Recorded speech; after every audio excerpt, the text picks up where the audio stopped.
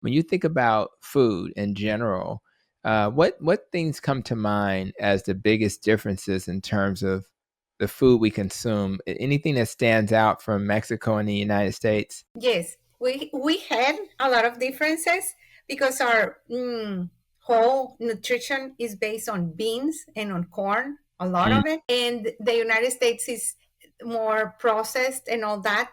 But since we've been merging the cultures, we are starting to have the best of both worlds, but also the worst of right. both worlds.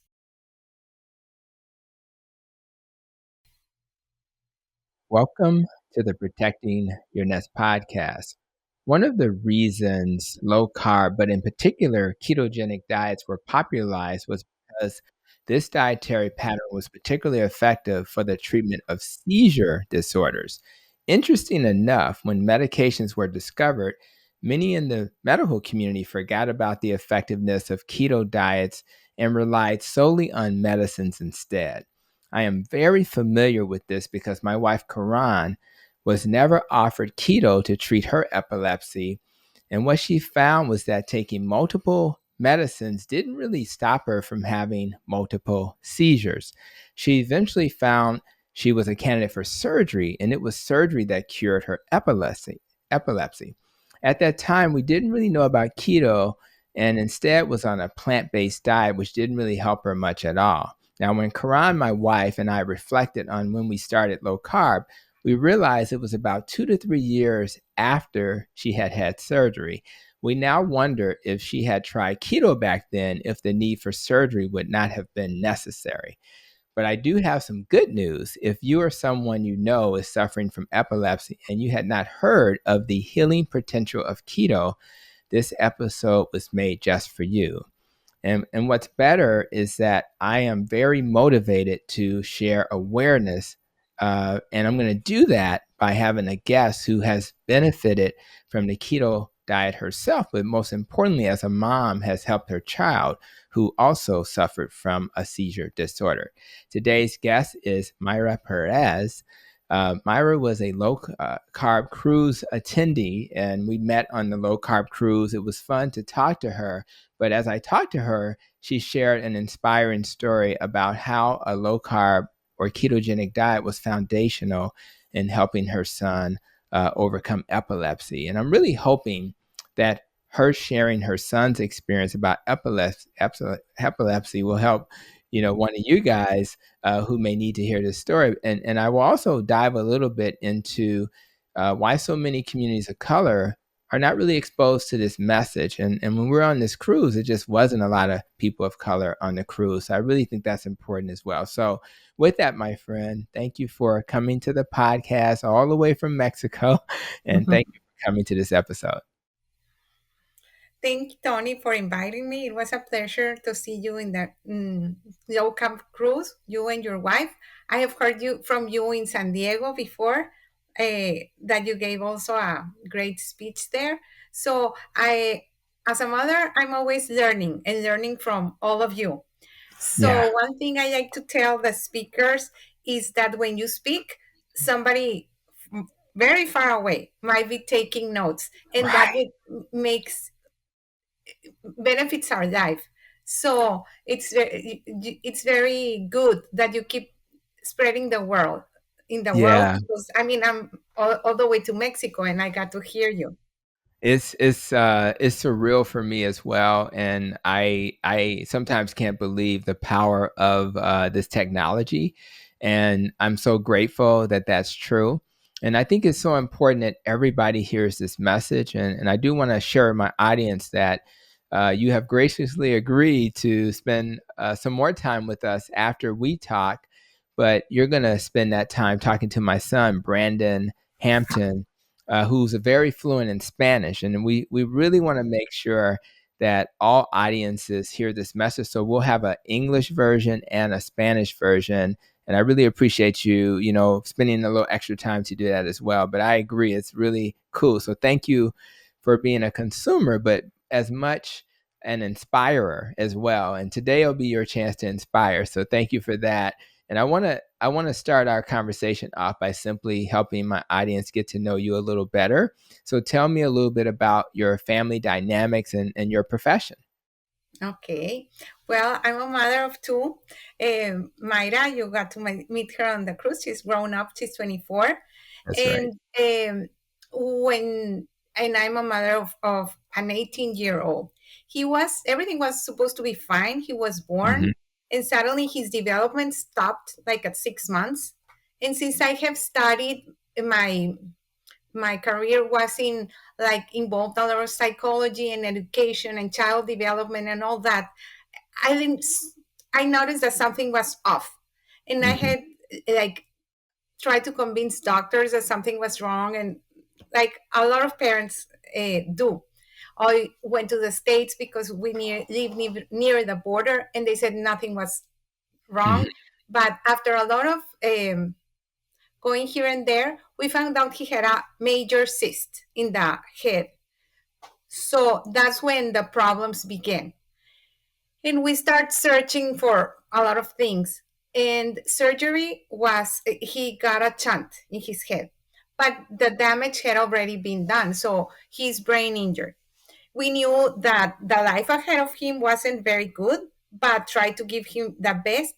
So I went to Philadelphia to study to the Institute for the Achievement of Human Potential. They're there in Philadelphia, Pennsylvania, and they help brain injured people. Hmm. I think like Liza Minnelli went there in some time, and other famous people have been there. But I went every 6 months and got like a training and a program to go back home. That training involved nutrition, physiology, and child. It's called child brain development. Hmm. So from there, I got like a start in this journey, but they didn't teach me a keto diet. They teach me Hmm. a very clean diet, Right. and also a lot of ambiental things like that. Not, right now, a lot of people get to know, but it was not a keto diet. It was a very clean diet. It was Right. meat based and all that, but it's maybe low carb, but not keto. That's And right. so that's my family. That's who I am, and That's cool. That's a that's lot. how we Well, started.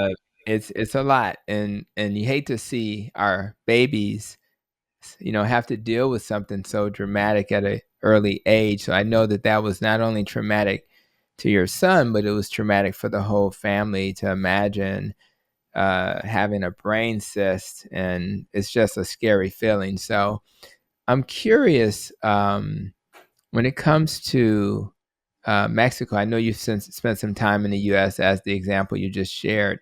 When you think about food in general, what things come to mind as the biggest differences in terms of the food we consume? Anything that stands out from Mexico and the United States? Yes, we had a lot of differences because our whole nutrition is based on beans and on corn, a lot Mm, of it. And the United States is more processed and all that. But since we've been merging the cultures, we are starting to have the best of both worlds, but also the worst of right. both worlds. Because before, like we would eat tamales, that is a very Mexican That's right. thing, or tacos, and now we have tamales, tacos, pizza, spaghetti, and many, even sushi. So we have the best of both, and we have the worst of both. Also, one big difference that I noticed, it's the timing. Hmm. Because, for example, for me to have dinner at 5 o'clock in the cruise, it's like really something. We don't have dinner Yeah. until 8. And Wow. 8 o'clock. the Wow. lunchtime is like at 2 o'clock in the Wow. afternoon. So we were lunching at 11:30, and those things, well, are different because we our main meal is at lunchtime. Hmm. And for almost until 20 years ago, in a lot of places right now, you have lunch with one of your parents, or Hmm. if not, like a grandparent, and they make sure you eat everything on your Everything. plate. And most of the time, it's a home cooked meal. Okay. So but when I became started coming to the States, one time I was making like a study in a summer camp, Yeah. and they told me that I have to watch out for the girls, 14 years old, that they didn't throw up the food. And I was like, what? Because bulimia and anorexia were something in the States Oh, in the wow. 90s. And here they told me, don't you have that there? Well, right now we do have it. But Hmm. before, you No, wouldn't do it. Your mom would say, you don't step up, don't stand from the table until you end your meal. So I think that's some of the difference. that is really amazing. For those who have not done a cruise, you do have an option between like 5 and 7 for dining. But the last time we were on a cruise, we actually chose the 7 because we were more accustomed to 6 to 7, not quite 8. And my bedtime is like 9:30, so 8 would be pushing it for me. But it is interesting to hear the differences. It's like amazing. It's also interesting. You mentioned earlier that they recommended a clean diet. Now we consider keto clean, but everybody's perception of what clean is different. So this idea, since they didn't tell you about keto, how did you and your son discover keto? Well, in this journey, I went to the Cleveland Clinic in Cleveland, and they were asking me a lot of questions because they saw my son having seizures. And Hmm. in Philadelphia, they tried to not give him medicines. And they said, you have to wait because you're trying to teach this boy to speak and to Hmm. walk and all that. And then you start giving him, and that would impair him. So unless it becomes very bad, don't give the medicines. Right. So he started having more seizures, and I ended up in the Cleveland Clinic. And when they checked his diet, they said, it's not, between doctors, they said, it's not even a ketogenic diet. And I wrote Hmm. it down. And nobody told me about that in that time. And we didn't have books about the keto diet. So time passed, seizure became more often. And Hmm. we started with the help with the people from Philadelphia, removing the starches, like Okay. not so much beans, not so much rice. So it was like a low carb diet. Hmm. We ended up, we just have like papaya because he didn't go to the bathroom very well. So he had papaya and he had like raisins. And that was all that was left to take off his diet. And he Right. kept having seizures. So that what I think is very important, that you may be going up a stair, like taking it another notch, and you just need another step, and that will make the miracle for you. Because we think that papaya is very healthy, but it's still sugar, and that's kept my son having seizures. It's Mm. natural, it's fructose, and when the raisins that I gave him, he has like a autistic behavior. So sometimes those kids need to be given something to Hmm. keep calm. So I Mm. gave him raisins, and I said, "Oh, thanks God, I don't have to give him cookies." But the That's right. raisins have sugar, That's right. and the last time he had seizures every month. So we had like a protocol, and even my daughter that was very young, she would go, oh, I go grab your bag and everything. It's like a stressful situation. We go in the car, and that time when I arrived in the ER, he was already like 10 years and I couldn't carry him. And I said, what's going to happen when he's an adult and I have Right. to bring him? Because you cannot wait for the ambulance to come to your house. Hmm. And we tried different things, but the seizures were uncontrollable. So Right. that's very stressful. So Extreme. I started the keto diet on June 2016. Okay.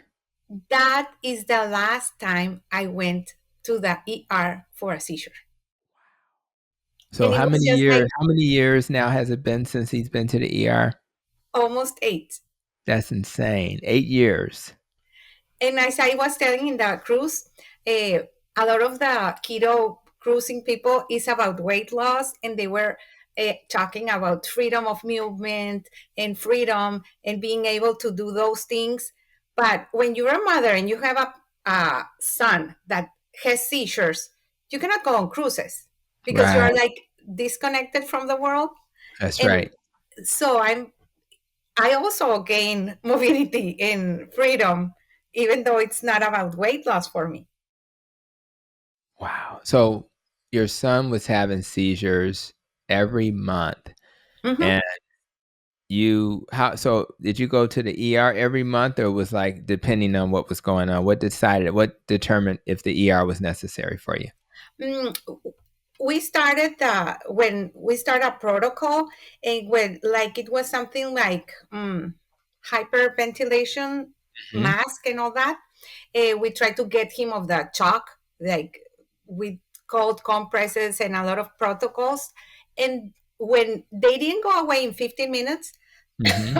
Okay. we will start getting ready because That's in right. our city, the hospital is close by, Okay. and we know the doctors. So they would say if the seizure is uncontrollable in more than 15 um, minutes, come to the ER and we'll try to help you. That's When right. we arrived to the ER, they started putting a lot of medicine on him.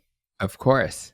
Yeah. And uh, well, sometimes medicine is very different here from there because I we already had this protocol, and the Hmm. doctors would say, let the mother stay with the child because that kept them like kind of calm because Hmm. I was there and the child he was unconscious, but I kept like being with him and Right. everything. Yeah. So we had these protocols. The doctor already know. Oh, here comes Oscar again. He's having seizures. Let's put the medicines, and they every time they had to put more and more. Yeah. That's right. And there were even drugs that you should know more than me, but they need different protocols that they That's were right. when they wanted to put midazolam. It's like there's another risk with the breathing and everything. That's right. So every time we went, they were more and more.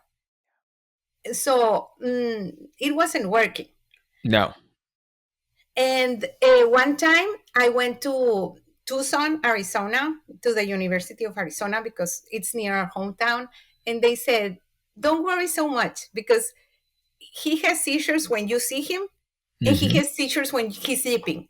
So you shouldn't worry. And I was like, what am I about to do? I mean, the Yeah. seizures were not just like tiny seizures. They were like he was moving and shaking, and her mouth and his eyes were so. That's when I said, well, there was this doctor in Tucson that she was very, very nice and helped me, but we were going to try more medicines and more medicines. So that's when I told her, can I do the keto diet? And she said, well, you should check his mitochondria. I don't know why. And because he might have some disease. But Hmm. then I remembered that I have read a lot of Atkins books, That's right. and it's just like, how dangerous can it be to eat meat and fruits and vegetables, like fruits like zucchini? So I said, I should try it. If I Hmm. wait for the mitochondria studies and all that, I'm gonna run out of money, and then I'll because when I go to the States, I have to pay out of pocket. I don't have medical services over there. Wow. Um, you know, the beautiful thing about keto diets beyond and carnivore is that they beyond just the benefit of putting you in ketosis and protecting you against epilepsy is that I know it increases the number of mitochondria. So you tend to have more energy, et cetera. So it's interesting that they would bring that up. But more interesting is that they are either not aware or more concerned about the dangers of a keto diet when they should be concerned about the dangers of the medication, right? So, Hmm. and you mentioned that, like when you think about anti-epilepsy drugs, you think about most people think about how it can make you sleepy. It can affect your mood. People tend to have a depressed mood. When you're having a kid develop, you worry about their hearing and you worry about their vision. And believe it or not, you know, those medicines can potentially cause the side effect of auditory, which is hearing, or visual problems. So there's a lot of risk, potential liver issues, potential kidney issues, blood clotting issues. All of these things are related to the medicine. And we have this fear of a diet. And all we're saying is eat a steak and some asparagus. It's just crazy that people worry about this. So it's really pretty amazing. Now, I'm really excited that your son hasn't had to go to the ER for 8 years. It almost seems unreal. And I would hope that people have hope when they hear that. If you're listening to this episode and you've never heard about low carb or keto for epilepsy, please make sure you share this episode. But more importantly, learn more about the keto diet, learn more about the low carb diet. Now, unlike most health conditions like diabetes or high blood pressure, low carb may be enough where you're, less than 100 carbs, less than 75 or so. But when you get less than 50 and ideally less than 20 or 30 total carbs a day, that's going to probably make sure you're in ketosis, and that's where the magic begins. So of the health conditions that really require ketosis, it would be epilepsy. It would Mm-hmm. be some of the neurodegenerative diseases, like a person with dementia who's not too thin, who needs to keep their mind in ketosis, like the autoimmune diseases. They tend to benefit more by being in ketosis. Any mental health condition, like the bipolar, you want to kind of stay in that ketosis range. So you mentioned earlier that there were times you had to use raisins, papaya, and I think that's important to emphasize the need to experiment, and everybody's different. So everybody doesn't have to do it the exact same way, but at the end of the day, you find your path and what's going to work for you. And at the end of the day, if you have to rely on medicines, and my wife was blessed to have surgery, there's going to be a point of tolerance. And even for my wife, my lovely wife that you met and talked to as well, Karan, it was a seizure once a year. And then once a year turned into twice a year. And then twice a year turned into every 3 months. And then every 3 months turned into every month. And every month turned into twice a month. And in that moment, I knew we had to do something. Now, we did have the gift of surgery, because the surgery, she qualified, and it was on a part of her brain that you can get to without harming the brain. Because as you say, you Mm-hmm. can get brain damage from doing surgery, right? We kind of Mm-hmm. suggested that. So she kind of won the lottery, the surgery lottery. But again, was it necessary to take the risk of surgery? And if we had known what we know now, we would have at least tried keto before we had gotten to that. And one thing I also say, and I think everybody should get Dr. Georgia Eads' book, Change Your Diet, Change Your Mind. Uh, that book really kind of walks through, how this diet can help you for mental health conditions, epilepsy, etc. Some people get off medicine, some people take less medicine, but at the end of the day, if you can use this diet, maybe with medicine if necessary, and then some people who are poorly controlled with diet and medicines may have to have surgery, it gives you options and hope. But I would argue from my clinical experience that a lot of people do really well if they simply focus on diet. So let's talk a little bit about you as well. We love your son, but we also love you. So you also, because you were trying to help your son, benefited from a keto diet. So when you think about yourself and you started to reduce the starch and sugar, what benefits did you have? I have always had headaches. When I was in kindergarten, the teacher did not believe me that I had headaches. So my mom gave me like Bayer aspirin, the pink ones, the small ones, to take in my backpack in kindergarten because the teachers wouldn't believe me. But it was a time that they didn't know why. Does the head hurts? It just okay. You have headache. You take medicine. That was all. So when I did Atkins the first time, when I had my first daughter and I wanted to get rid like of 10 pounds, Hmm. I started doing the Atkins that was popular in that time. Dr. Atkins was alive in that time. So suddenly my acne cleared and my headaches were gone. And I also have been experienced with like fibromyalgia, and they went Mm-hmm. away. So I was like, what's happening? I don't reach for the Tylenol anymore. I don't feel bad. I don't have headaches. Wow. So I started reading Dr. Atkins' books. But when I got rid of the 10 pounds, I went back to eating the same way. I forgot all Mm-hmm. about it. And mm, life went on. I didn't Mm-hmm. gain a lot of weight until I became pregnant again. During the pregnancy of my son, I craved a lot of sugar. And later, I knew that I had gestational diabetes because I was having like black things like here, my Yes. neck, and my tights and all that. But they didn't tell me to stop eating sugar, and I They was didn't. gaining a lot of weight.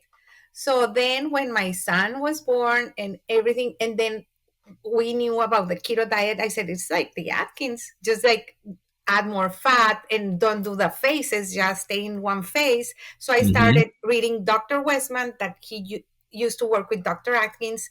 And by reading about him and hearing him talking podcasts and everything, that's where I started my journey. And then I get to know all of you doctors that sometimes do lecture with Dr. Westman and all those people. Wow. So it I was mean, easy, and for me. And also going back to my son, they also offered me surgery, but I have this severely brain injured kid that learns how to walk and he learns how to swim. His mm-hmm. developmental delays are more neurological, like he doesn't speak, he doesn't communicate very well. And they tell me about the surgery, and when I said, okay, where are you going to operate on him? And Mm-hmm. they said, well, we don't know about the epileptic focal points, but since he had the brain all damaged because of the cyst, uh, his brain developed plasticity.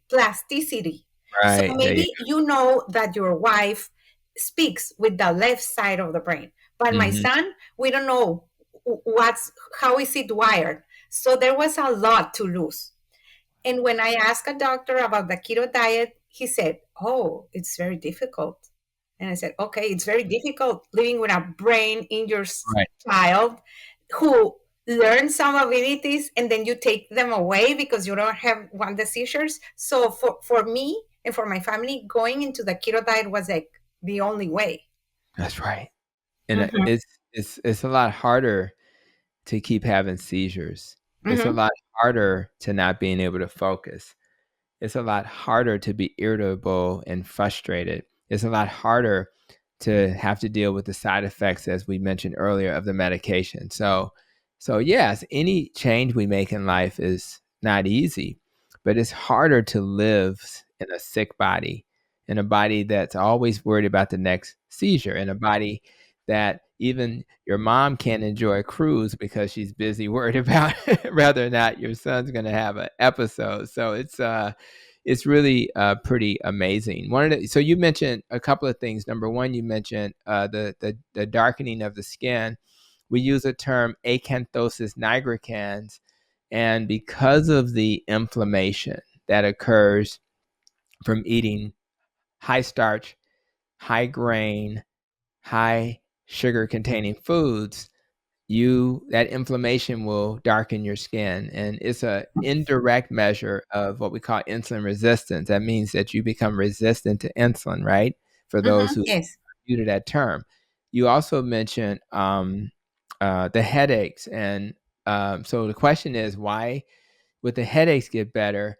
And there's so many things that are good about being in ketosis when your primary fuel becomes ketones instead of glucose. And when that happens, your brain is more able to metabolize and function at a higher level.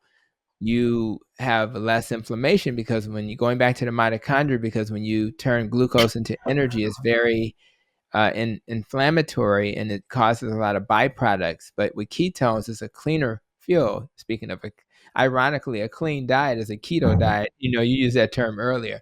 And then the ketone bodies provide the brain with a preferred fuel source. So there tends to be more energy and people just feel better. So it's really nice that you are doing something to bless your child and then you end up being blessed by benefiting maybe in ways you hadn't thought about it. But let's talk about family. So you have a family Of that course. beyond yourself, you have other family members, you have your daughter, etc. So it must be very hard, particularly when I think about those delicious meals that are typically from your country of origin, Mexico.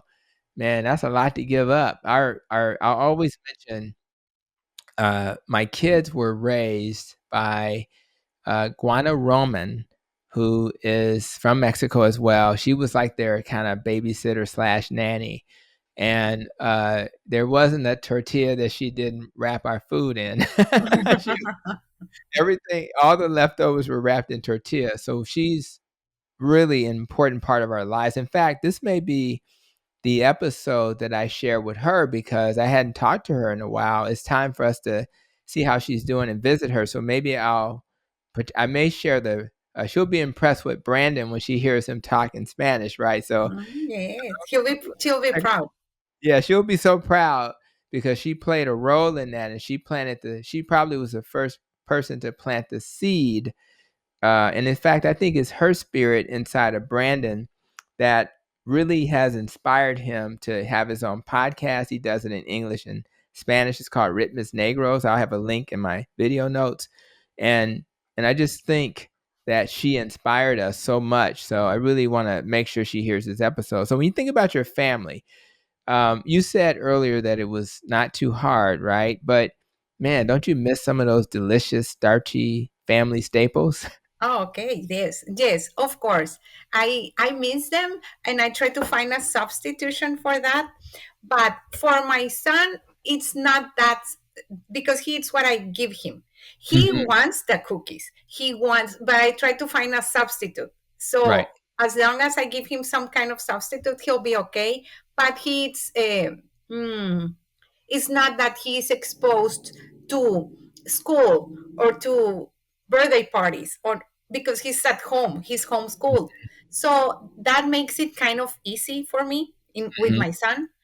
And he doesn't watch a lot of TV because I can imagine. I used to watch cartoons Saturday morning, and they are all the commercials of ultra processed food. And I went to the States and I wanted to buy, I don't know if I can say brands, but I wanted to buy the boxes of the cereal. I didn't Right. even That's like the cereal, but I wanted to buy the cereal because I always saw it on TV. And right. he's not exposed to a lot of publicity. So that makes it easier for me. That's And, but I still miss some of the traditional Mexican foods. yeah, that's cool. Again, no matter what culture a person is from, there are foods that are traditional that are starchy, and a lot of the foods that are affordable are starchy. So that's always going to be a challenge, and all of them taste great going down. So I think as people are kind of trying to find their way, again, it's all about what you focus on. If you only focus on what you can have, then you'll feel like you're living a life of lack. What I find is that, first of all, you can always find an alternative. People like Maria Emmerich, who is also on the cruise, they have wonderful recipes that you can use to get close to those types of things that you enjoy. But again, the benefits are so amazing. And I really enjoyed being on the cruise, getting to know you, getting to know the other people who attended it. But there was something that was missing, and what was missing is not a lot of people of color. I can't remember. I don't know if it was 350 people or so who attended, but if you Yes. look around, there wasn't a lot of people of color. In fact, there was my recollection. For African American, it was me, my wife, and it was one older couple who was there, and that was it. And I'm not sure what the Spanish speaking list looked like, and we had speakers who also, but it wasn't a lot of people, if I No. recall. So when you think about that, there are many factors that determine whether or not people are going to have access to this great information. Why do you think the low carb message hasn't reached communities of color? I think a lot has to do with literature because I was in Mexico City and in a big bookstore, and I tried to find a keto book. I couldn't find it Hmm. in Wow. Spanish. We have a lot of Instagram people that talk about keto, and I mean, you find some great people on Instagram, but sometimes you cannot know if you can trust them. That's why I go up and meet you, because since we change our way of living because of your teachings, have to get to know the person. You're Right. changing your life, but I can afford it, I can do it, but most of the people don't. So I think it has to do a lot with the literature. And Yeah. I don't think it's the doctor's job to spread the word, because i I value a lot your profession. Hmm. Doctors have helped me a lot in my lifetime and my son, and you are one of the people that study the most. Because, for Hmm. example, if I study accounting, it's just like 4 years and I can do accounting for my whole life.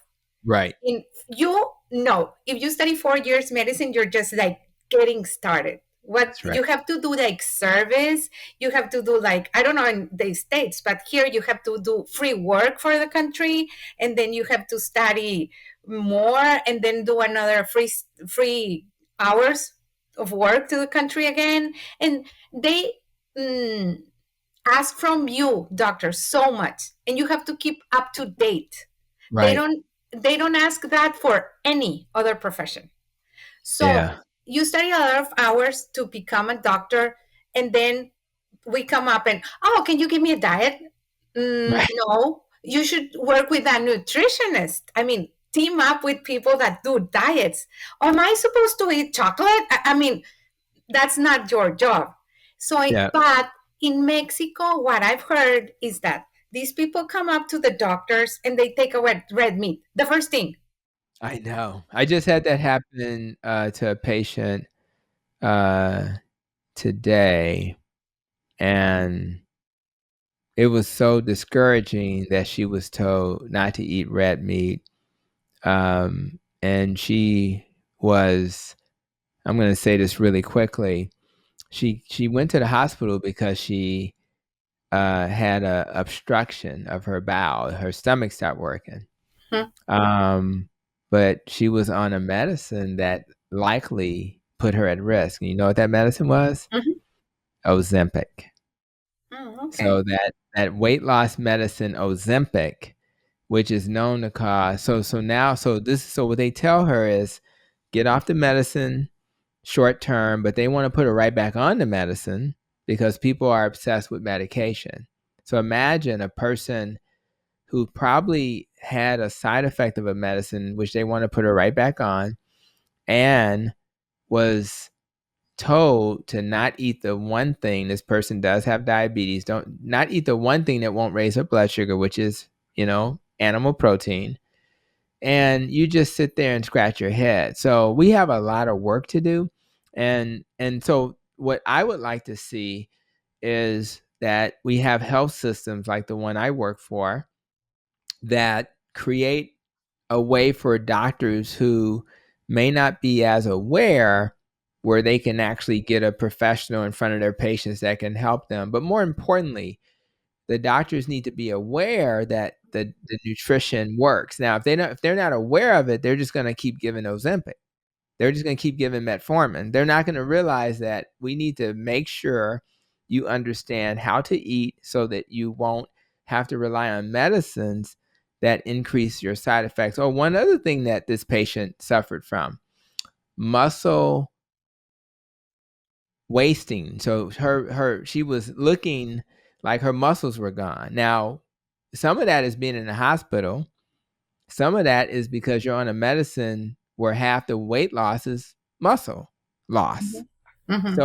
So Houston, we have a problem. So if we rely on medicines that can harm patients, and not teach them how to eat and not live in a world where clinicians are aware that this is going to help people heal, then we're gonna continue to be the drug dealers they've trained us to become. So I really hope that we can live in a world where those doctors who are, trying to do their best, they're trying to get the right education, are understanding that if you want to get the most return on investment, you have to invest in lifestyle changes. And you Mhm. can't rely on medicines to fix things that were not caused by, nobody's born with an Ozempic deficiency. It's because of the lifestyle. So I think that's really important. And I'm just happy you were able to find this information. I know a lot of people have poverty issues and they struggle financially. It's just not a priority. Some people don't have insurance.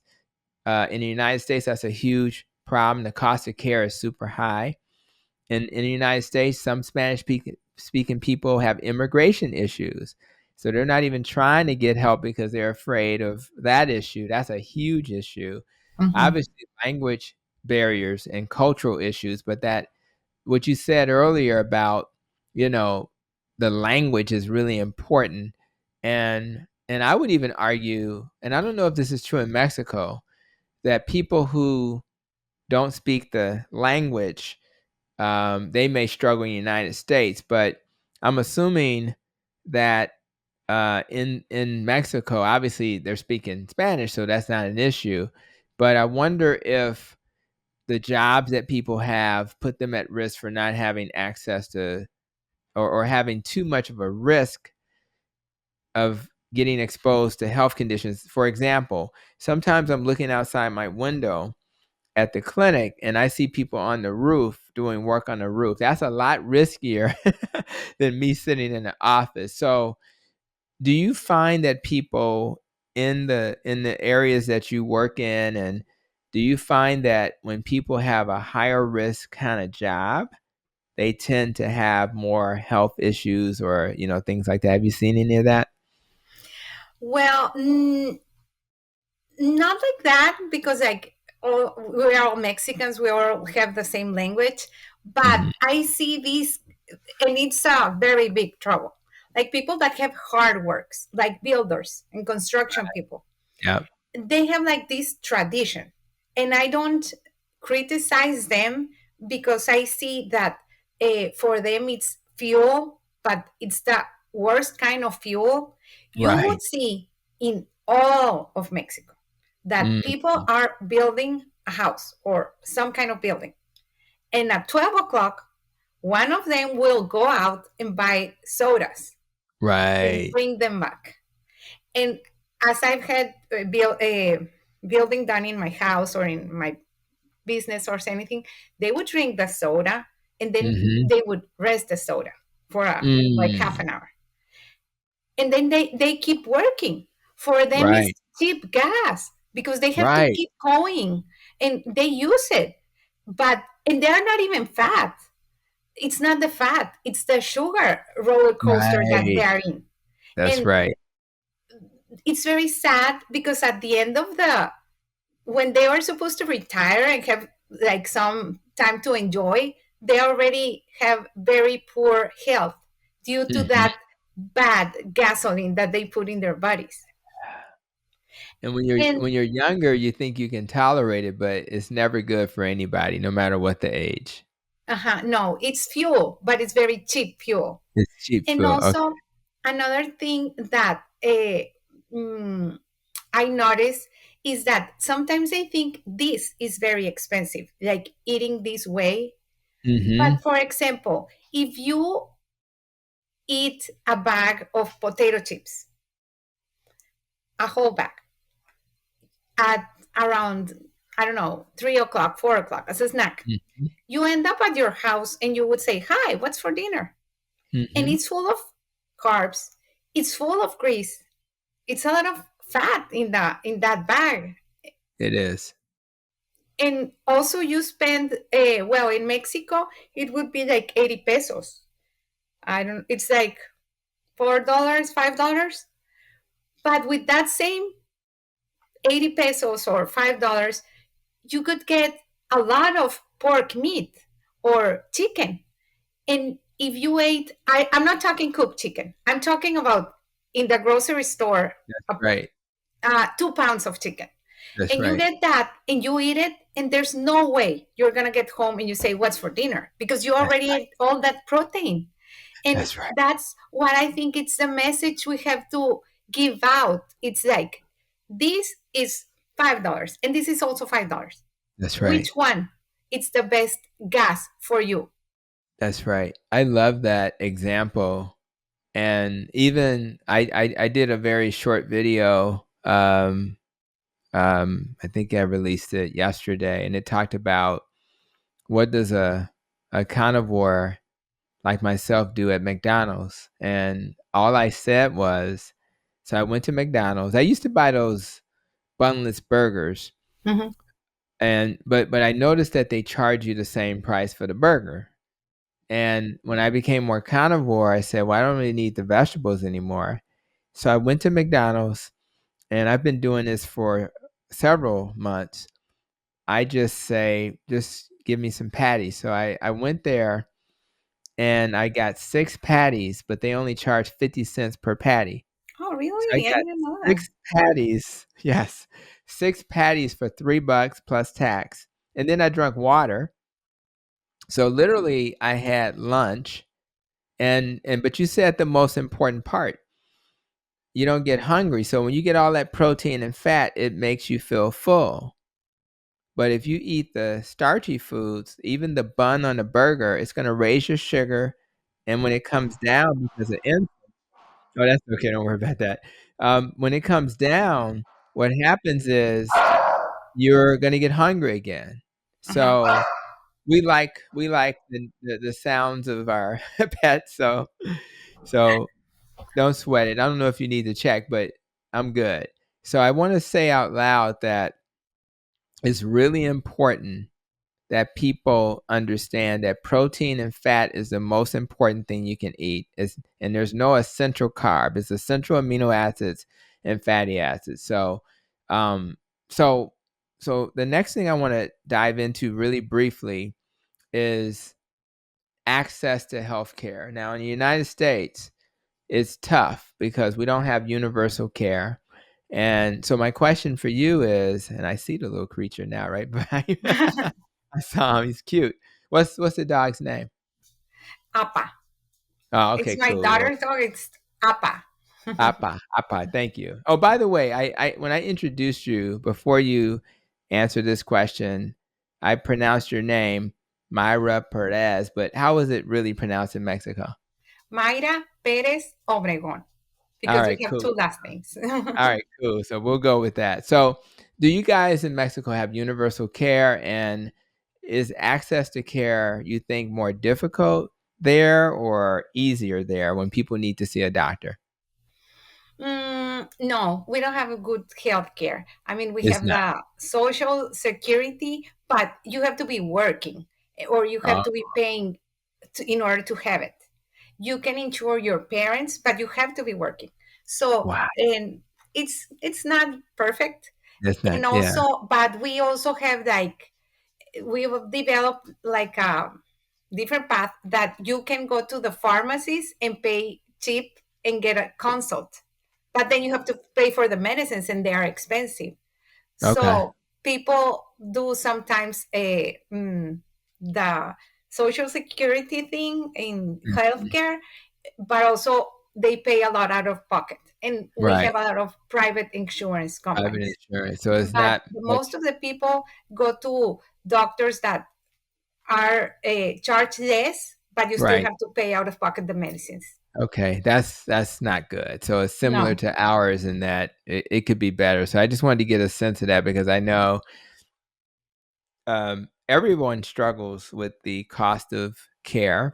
Communities of color may struggle even more, and that'll actually impact their health. So, um, I guess I want to circle back to getting more people involved and in the low carb community. And I want to ask, so what's your thoughts on what you hope to do to get more people involved, particularly people of color in this community? Well, I would like that they is to the word to be spread. Uh, I don't know. We are doing our thing in Facebook, in Instagram, in all those platforms to get the word out. Also, maybe one-on-one teaching. Mm, People start talking about because they see you being better. I started 8 years ago, and I had people come to me and I said, "Did someone tell you that's dangerous? Did someone tell you you're gonna die?" And I said, "We're all gonna die." And yeah, there that's will be people eating like right, right, snacks. I that's said, right. "Oh, did everybody? The keto is very dangerous." And I said, "Okay, okay." I mean, having your blood high is dangerous. So Wow. now I think we've improved. We're getting there. Like a lot of people know about high glucose, high insulin. Mhm. The word is getting around. Okay. People are getting the knowledge, but they do need to mm, move in that direction. They need Yes, to want to go in that direction. I that's always right. tell people, you know, that those chips, and here we have them like full of color and full of spices and all that. You know that's not good for you. That's not That's in right. any diet. That's right. And, Period. In the subject. Yes, and and it's people so still obvious. choose it. So That's even though we educate or we share the message, it's starting to get there. For example, I notice a trend. Now a lot of people are talking about protein, and they want to sell you protein with shakes and everything, but they are talking about protein. And I said, well, what do you think keto was about? Only bacon? No, we were dealing with the protein thing. We were eat protein, and you say that it was a high protein. And now right. everyone wants to have protein. I'm Right. glad. I mean, we are getting there. The message also, whoever was pushing like the rice cakes, they're not talking about the rice cakes anymore, or Right. like I know. the mm, so I'm glad. I mean, they don't sometimes recognize, and that's not keto. As I told you, my diet was very good, but if you need nutritional ketosis for weight loss or for any other disease, you need to That's get it there. It's that's right. hard, but it's hard to pay the medicines. It's hard being, choose your heart. As That's we right. That's told, right. choose your heart. That sounds like a good T-shirt. Choose your heart. So that's I agree with that 100%. So that's excellent. So anything that I didn't ask you that you'd want to share with my audience? Anything that you want to say? Mm, well, we were talking about differences. When the culture from your country started coming here, immediately we notice a change. And now people don't notice it, but it's there. Eh, Mm, you used to go to a hardware store and you would mhm, buy hammer, and you could get out of the store and don't see any candy. mm. Now they put like a maze in the cashiers. So you have to be, and the Oh, candy is eye level. So whenever our pharmacies were bought by an American pharmacy, you cannot even do a check without being on top of the chips and the chocolates and all wow. that. We didn't That's have that 10 years ago. wow. And if you go to American inspired or bought supermarkets, we have them. And now the Mexicans are doing the same. That's So right. it's tough to try to navigate in those mazes full of candy and from wrappers. And as I told you, I didn't even speak good English. And I saw the cartoons on Saturday morning. And when I went to the States, I wanted the box of cereal That's right. because it That's has the right. character. So Right. it's hard, but it's we have to know that it's killing us. It's not Right. doing any Right. good. That's Eh, right. so I think the message is sitting there for anyone to speak it. And I think we have a lot to learn from your community, from Mhm. your people, and you have a lot to learn from our communities because Absolutely. we are a country that has thrived on beans and corn. So Mm-hmm. the food itself is not bad. It's like the excess of it and That's right. combining it with other foods and not. mm, it's not about keto, this, but it's like, okay, you can use it. You can use it as energy, but you have to waste it. Mm-hmm. I mean, don't Right. put more than you need, because then That's you have you'll be fat, and that's then you right. have a problem. So Yeah. I think a lot has to be learned from the ketogenic people, even if they are not ready to be keto. Yeah. Like That's awesome. you talk to us about fruits, and I That's right. always say our parents, our generation of parents, used to eat fruit, just like fruit, a tiny bowl of fruit. That's And right. people now eat fruit like a I bowl know. in front of the TV. And I mean, whenever said fruit is bad, and I said, well, if you're metabolically healthy, maybe you can That's right. afford fruit, not fruit. And Right. That's right. also, it has a lot to do with how you eat it. I mean, why you I eat it, how's your metabolism. That's right. And it's like, if you can get the same fuel, or like the best fuel for the same money, why wouldn't you get it? I mean, it's the only car you're gonna get in your all your lifetime. That's You should right. get good care of it. Yeah. I love your car analogy, and I agree. And it's hard because we've been taught. And my message in my speech was that in metabolically healthy people like Dr. Paul Saladino, it's probably okay to eat a little bit more fruit, but most people are not metabolically healthy and they should be cautious. So, and they should put the right fuel in their car. Now, when we think about, as we wrap up, how you're going to make sure your car is driving well over the next 12 months, right? I want you to think about my nest and rope, my nutrition, exercise, less stress, more sleep, thinking positively, recovering from trauma, and my rope, which is relationships, avoiding things that can harm you, like organisms and pollutants. And of course, protecting your emotions, making sure your life experience serve you.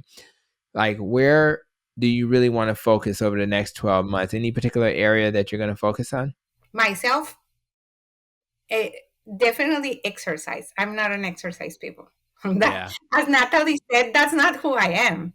But I Right. love that the food part. I already got it. That's who I Yes. am. I choose to eat that way. It's I wouldn't be me if I wouldn't eat like that. But the exercise, definitely. And it's not because we got it all wrong. We thought, I studied in the States and they made me do soccer, and I said no, I prefer ceramics. But Mm-hmm. because it was about being thin. It was not about being healthy. The sports part, we thought we had to exercise to look good. No, we Right. have to exercise to build a foundation for the body that's going to carry us into adulthood and That's right. all that. So Right. now that we're dealing with older parents, we see, oh my God, I should have started earlier to build That's muscle. That's it. We need muscle. And just like that patient I mentioned earlier, we got to get her muscle back. And we're going to do that by eating more animal protein. We're going to eat exactly what they told her not to eat. And we're going to get her off of a medicine that's making her lose protein. So I really appreciate that. Now, how can my followers follow you? Where are you on social media somewhere? Yes, I'm on social media. My Instagram, it's keto carb smart. That the name is because a lot of people told me, oh, so your son doesn't eat carbs. Yes, he does broccoli, Right. Right. zucchini. That's the carbs we should be That's right. eating smart. So That's right. that keto carb smart, and they will find me there. I love it. And I agree. It is crazy how people assume you're not eating any carbs. Maybe as a carnivore, but certainly doing keto, you're eating carbs. You're just eating the right ones. It's the Mhm. quality of the carb that matters. So I am so happy I had a chance to take a trip to Mexico today and to hang out with you. I'm even more excited that you're going to give us a little bit more of your time and you're going to, answer similar questions but you're going to do it in your native language with my son Brandon. So I'm really looking forward to that as well. So I thank you so much for you coming to this episode, giving us a great experience while we were on the cruise. And I just thank you so much. So thank you so much. Oh, I thank you so much for having me because maybe by sharing my story, I would impact someone else's life. And don't ever give up. There's hope. That's right. That's it. We got some inspiration today. And for those who checked us out today, my guest is on a mission to help ensure as many people as possible are exposed to the miracle of keto, a miracle that really saved her son, a miracle that may have saved her family as well. Of So, course, so let's yes. help. Let's help Mayra spread this message by following her on social media. I'll make sure to have your social media tag in the notes to the video. Make sure you share this episode because, yes, there is still hope. Yes, there's a better way. You don't have to be on medicines and things like that to be successful, nor do you necessarily have to have surgery. And yes, if Myra's capable of healing and living her best life, you are as well. So what are you waiting for? If you're thinking about doing this, let's make 2024 the year to do it. There's no better time to start your journey. And if you've started your journey and got off track, there's no better time to get back on track. So for those who checked us out, I really appreciate you for checking out this episode of the Protecting Your Nest podcast. And until we meet again, continue to be safe, be well, and continue to protect your nest.